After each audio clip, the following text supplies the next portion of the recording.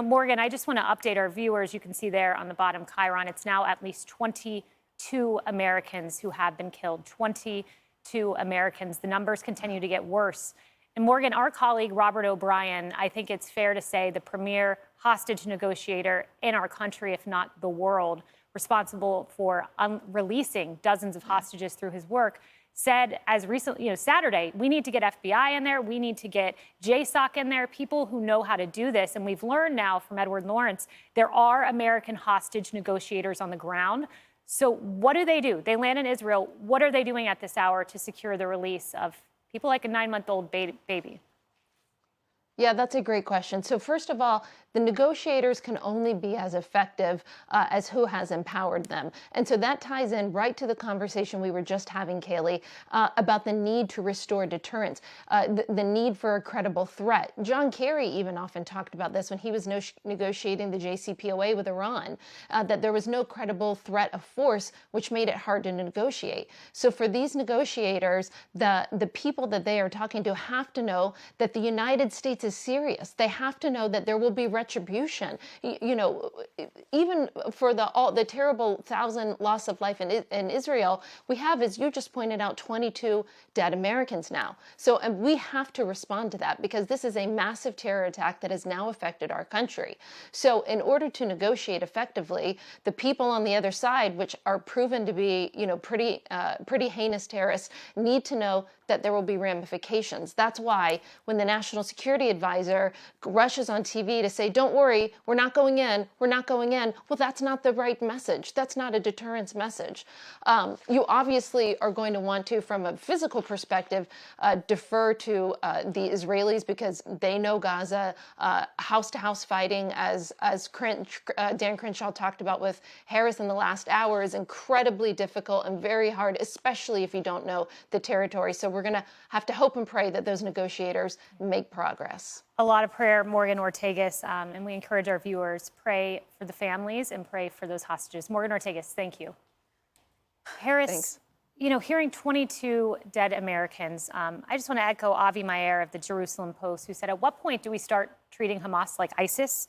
He said many countries deported ISIS supporters, stripping them of citizenship. We must do the same to Hamas supporters. At some point, they're ISIS. There's no difference. Well, if they're ISIS, we better close the border.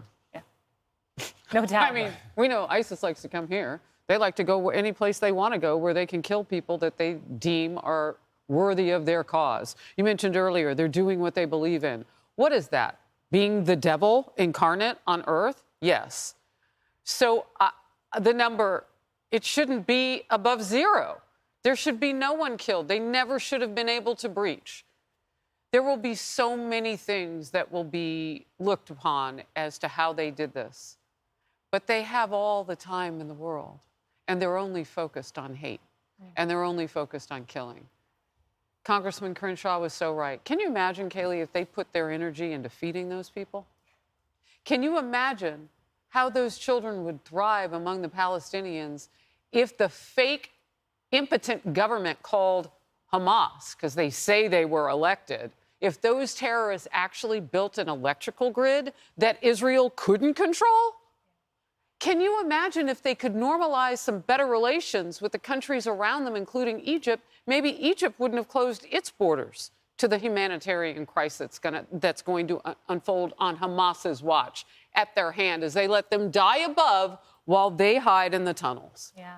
I mean, that's what we're dealing with. They're scorpions. They're roaches. They're the worst.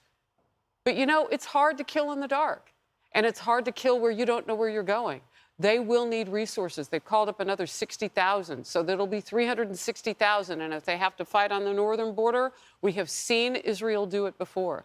But Joey Jones said it best on this couch yesterday. The game cannot be to do it quickly and to get it over. It has to be a win. You got to knock them out this time. Sean, and the difficulty of an enemy who believes what they are doing is right. They believe slaughtering 40 babies and decapitating them is right. Which are ISIS-esque tactics, right? Mm-hmm. This is a new frontier, and you mentioned this before. There is a plan B, right? This is a new step that Hamas has taken. They know that Israel is going to respond with massive force. They've thought about that. And what are they thinking? How are they trying to play this game out? We don't know that yet, but we're going to soon find out because Israel is going to come in with mass force. I want to come back to something that you said. when we talk about Joe Biden, not talking about Iran, we know that Hamas doesn't act without the blessing of Iran, right? And that Joe Biden would unfreeze $6 billion and tell us he has the ability to refreeze it, but he doesn't take that action is unbelievable. They haven't refroze it because they don't have the ability to refreeze the money. They've given it to Iran. That President Trump had Operation Maximum Pressure on Iran to make sure that they couldn't sell oil. And when Joe Biden came into office, he took those restrictions off, allowing Iran to sell 3.2 million barrels a day, mostly to China. It's Joe Biden's policies that have destabilized the world, whether it's now in the Middle East, whether it was, with Russia and Ukraine. American leadership, American strength matters. It breeds peace and stability in the world.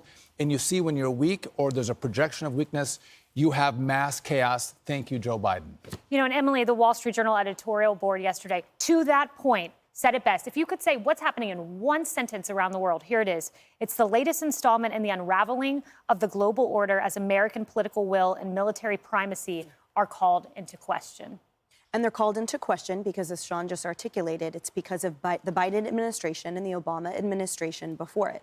There are very specific things that we have seen as a result of their policies and their inactions and their failures, the consequences of which we are now seeing.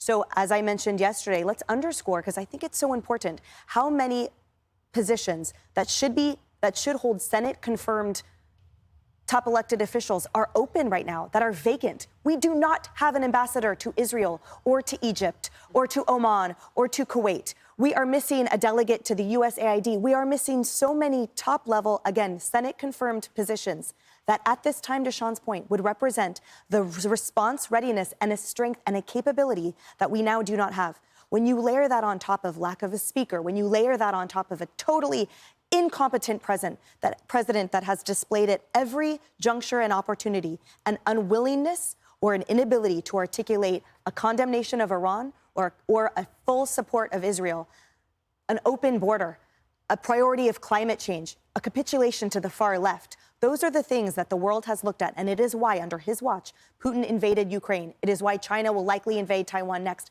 And most importantly, in this conversation now, why I am fearful that Hezbollah is now invading in that direction from Lebanon to Israel, as we are now holding reports. I also want to point out that the Washington Post reported that many of the terrorists, according to Arab intelligence, many of the hostages were taken by freelance looters and thugs rather than Hamas fighters.